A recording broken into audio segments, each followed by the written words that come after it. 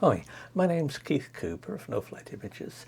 This video is about making black and white prints and different inks, various other things. The example I'm going to use is the Epson 8550 here because this is Karen's office printer. I've got one. It can do exceedingly good black and white prints if you get things right.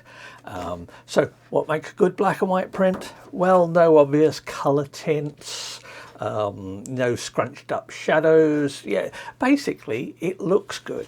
And remember, it's the print that counts. It's always, if you're in a print workflow, it's the print that counts. How you get there, entirely arbitrary sometimes. Now, as you see, I've got lots of test prints here. I'm using my standard test image, black and white test image.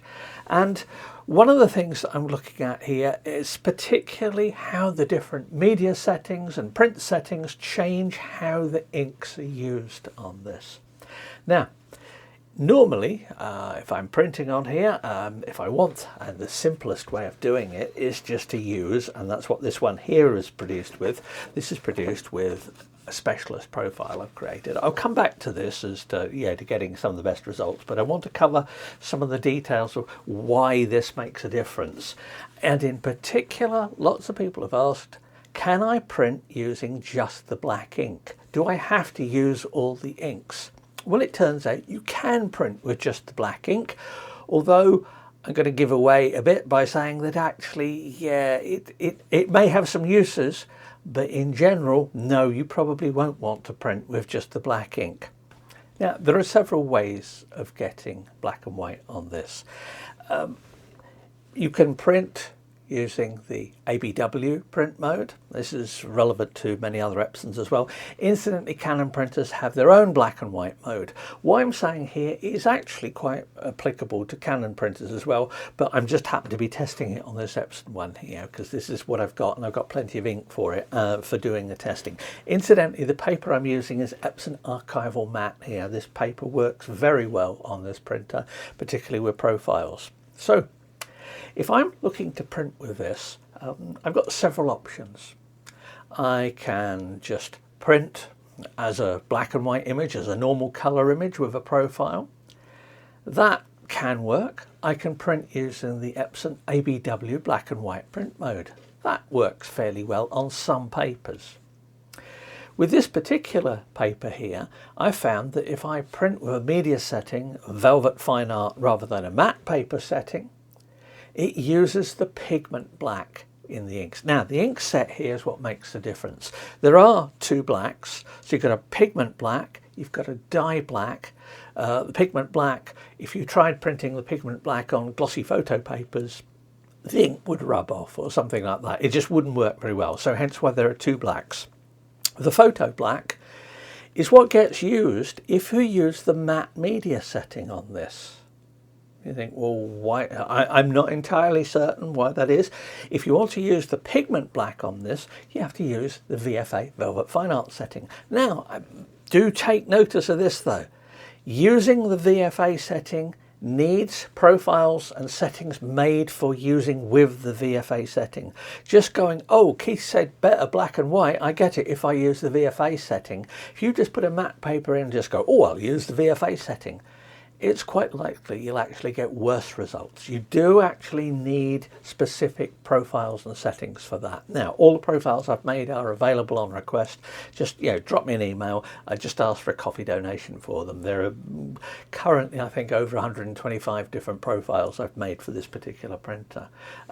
But I'm looking at just making, just some nice looking pictures. What can I do with it? Well, I can use the ABW mode. I can use the profile, or what else can I try? Well, I can change the media settings because we've found that, obviously the VFA mode uses the black. Are there any other modes that use the pigment black? It turns out, and this is a bit of a limitation, the plain paper setting. If you print in grayscale mode, you will use just black. Well, not quite, because although I regularly say installing the AirPrint driver on a printer like this, certainly on the Macs, is useless. I've never found a use for the AirPrint driver. However, I did test it on this just to see whether it would help in anything with black and white. And strangely enough, when I printed using grayscale, using the AirPrint driver, it uses the black ink, the matte black ink, but it also uses the grey ink. Now, it doesn't use any colour inks, and I'll show some pictures of this in a moment, and you'll be able to see the difference a little bit more clearly. But anyway, that was my experiment using AirPrint. No, it didn't. The best way of printing with just black ink is to use the plain paper media setting and to print in grayscale mode. And I printed directly from Photoshop with this. I can print from other things as well, but that's just the settings for that. Now, I got my little USB microscope out and had a look at actually what ink dots were being laid down, because even with my strongest glasses on, I can't see the ink dots on this. It's a waste of time trying. With a hand lens I can just about see them, but it's far better, easier just to use the little USB microscope here. And this particular one, this is printing the matte paper, grayscale mode using AirPrint. Oh, well, yes, we've got grey dots there. We've also got magenta and cyan dots as well. Why are those dots there? They are trying to neutralise the colour. Now, as I'll show in a moment, the pigment black here is not quite as black as you think it might be. Similarly, in different ways, the photo black is not quite as black as you might think it would be. But anyway, that's using that. Now, this is using the VFA setting, and I've just found a bit here where you can see the black ink being used. You can see this is part of the fine detail pattern here on the test print. And yeah, that's it. But it's also using the colours as well.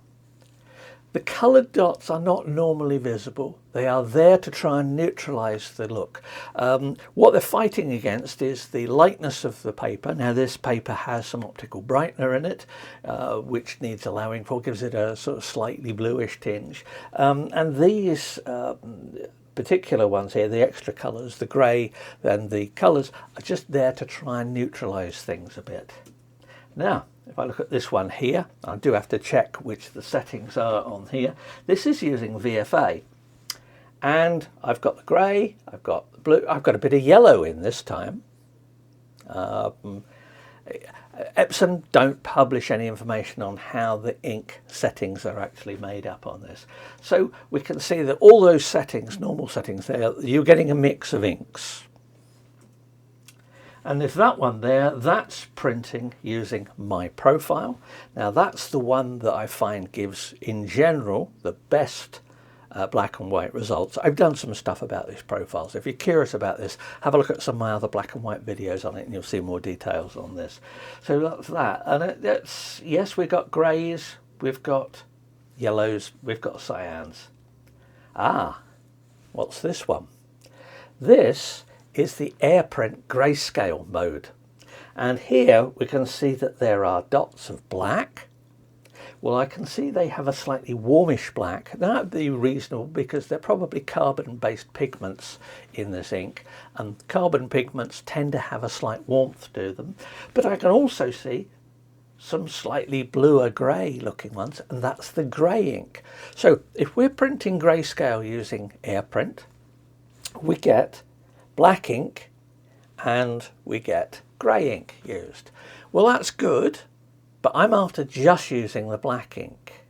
Now, just using black ink printing does have problems, because if you're only putting down dots of very black, how are you going to print on this test image some of these very light areas here? It means they are a very light smattering of black dots, which means that black ink only can be a bit on the grainy side looking at it. But that's that one. And now, just black ink dots. And this particular one, it's printed straight from Photoshop. You could print from Epson print layout here, or any other settings. And I have set the media type to plain paper, and I have set the color rendering to grayscale. And now I'm getting, even in these light areas, I'm getting just black ink being used. Now, you might want to use just black ink because you want your prints to be waterproof to some extent. I know somebody asked about printing line drawings on it, and then on watercolor paper, and then adding watercolors. Now, if you've got the dye-based inks, there's a strong chance they'll run, but if you've got the pigment-based inks, they don't tend to run so much. So if you want to do just a line drawing or a scan of something and print it using just pigment inks, this is what you'd have to do. Now, you're limited slightly by the fact that the settings here, you don't have the quality settings on plain paper. This is printed at its very best settings for plain paper. It's going to have difficulties with it. You're never going to get black only printing at really high quality in terms of detail. So, it doesn't matter. I can't see any issues. Now, I can see slight colour tints, and you may be able to see some of the colour tints here on various versions.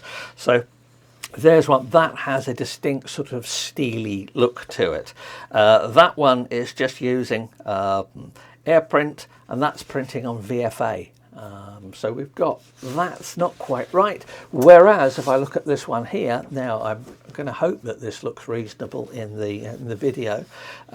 This one here is printing plain paper selection, best quality, grayscale, and it's printed from Photoshop. Now, this has, to me, has a slight warmth to it. It's not unpleasant.